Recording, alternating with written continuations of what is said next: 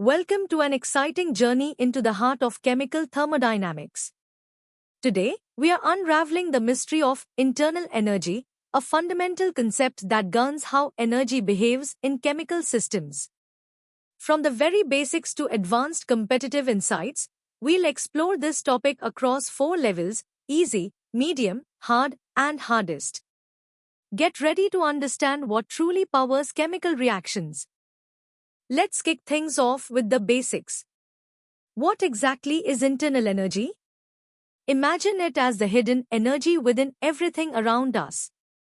Internal energy, denoted by U or E, is simply the total energy contained within any given system. Think of it as the sum of all the tiny energies of all the particles that make up that system. This includes both their kinetic energy, which is energy due to motion, and their potential energy, which is energy stored due to their position or interactions. So, from the wiggling of molecules to the bonds holding them together, internal energy accounts for it all. Internal energy is a special kind of property called a state function. This means its value only cares about the system's current condition, like its temperature, pressure, or volume, and not how it got there. We can't measure its absolute value, but we can measure the change in internal energy, which we call delta U. And this change is governed by the first law of thermodynamics: delta U equals the heat added to the system plus the work done on it. For example, when you heat water or stir it, you're changing its internal energy. Time to test your understanding with a few easy practice questions. Pause the video, try to answer them, and then check your solutions.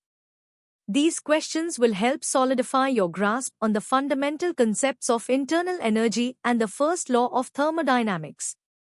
Now, let's dive a little deeper into internal energy, exploring the nuances of energy transfer and its implications. The first law of thermodynamics, delta U equals Q plus W, is a cornerstone of chemistry. It's simply the law of conservation of energy applied to thermodynamic systems. Here, Q represents the heat exchanged, and W is the work done.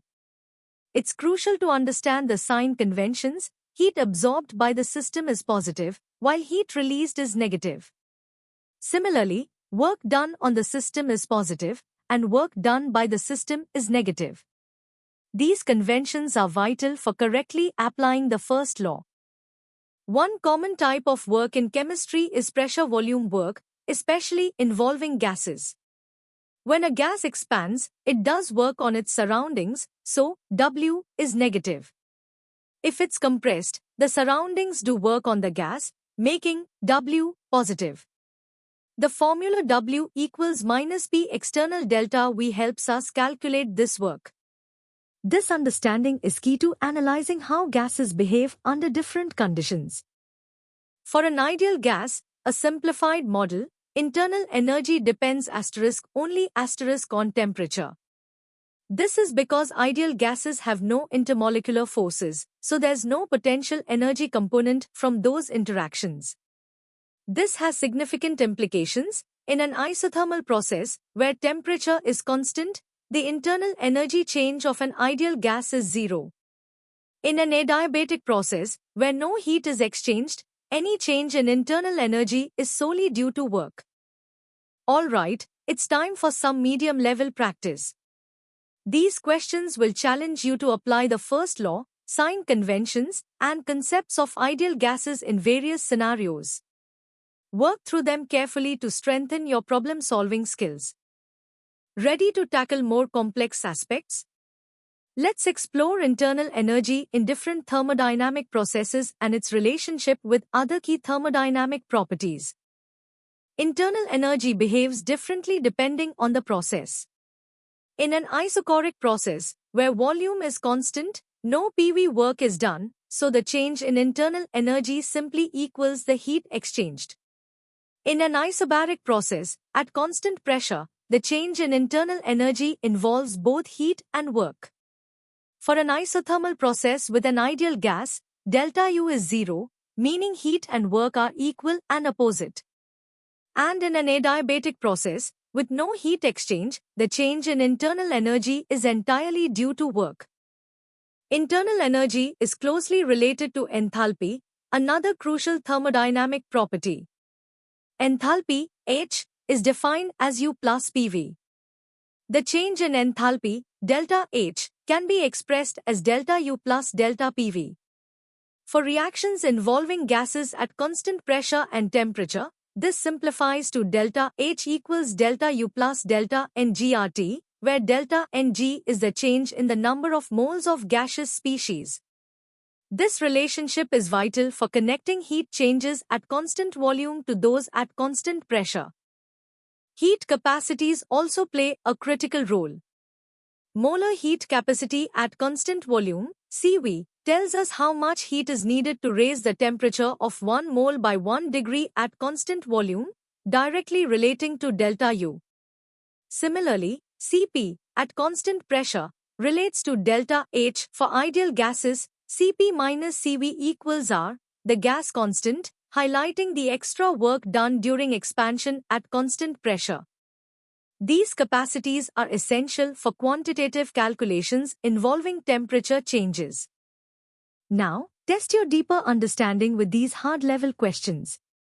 They'll require you to integrate concepts across different processes and apply the relationships between internal energy, enthalpy, and heat capacities. Good luck! Are you ready for the ultimate challenge?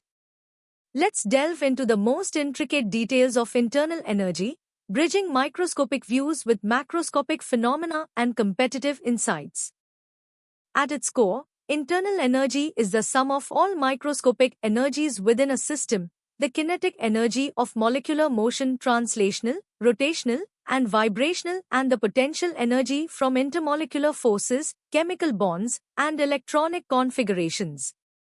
While electronic and nuclear energies are typically constant in chemical reactions, understanding these microscopic origins helps us appreciate why internal energy is a state function and how it responds to changes in temperature, volume, and composition. It's the grand total of all the hidden energies at the atomic and molecular level. Joule's experiment was groundbreaking. By allowing an ideal gas to expand into a vacuum adiabatically, he observed no temperature change. This profound result demonstrated that for an ideal gas, internal energy depends exclusively on temperature, not on volume or pressure. This directly supports the ideal gas model where intermolecular forces are negligible. However, for real gases, the story changes. Intermolecular forces are significant. When a real gas expands, it does work against these attractive forces, leading to a change in potential energy and often a temperature drop, even isothermally. This deviation from ideal behavior is crucial in understanding the Joule-Thomson effect and is captured in models like the van der Waals equation. Internal energy is not just a theoretical concept, it's fundamental to countless real-world applications. Think about combustion reactions, where the immense energy released comes from a decrease in the internal energy of reactants as they form more stable products. In engines, this internal energy is harnessed to perform mechanical work. Biological systems, too, are powered by changes in internal energy, such as ATP hydrolysis providing energy for cellular functions.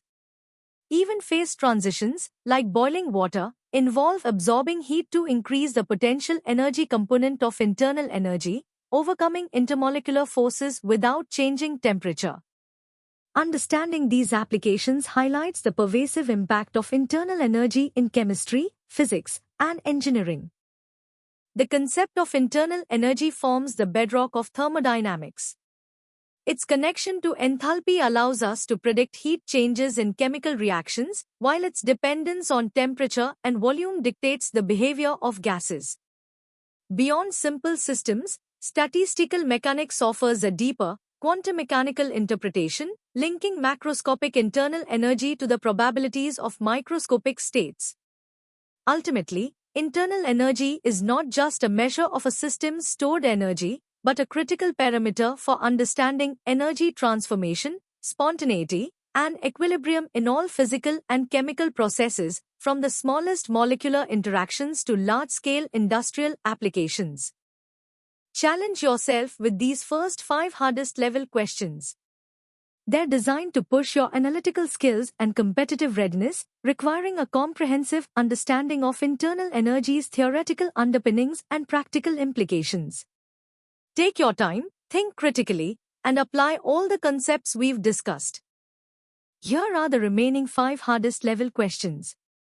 These will further test your ability to connect different concepts, interpret experimental results, and apply your knowledge to complex scenarios involving real gases and advanced thermodynamic principles. Keep pushing your limits. And that concludes our in-depth exploration of internal energy.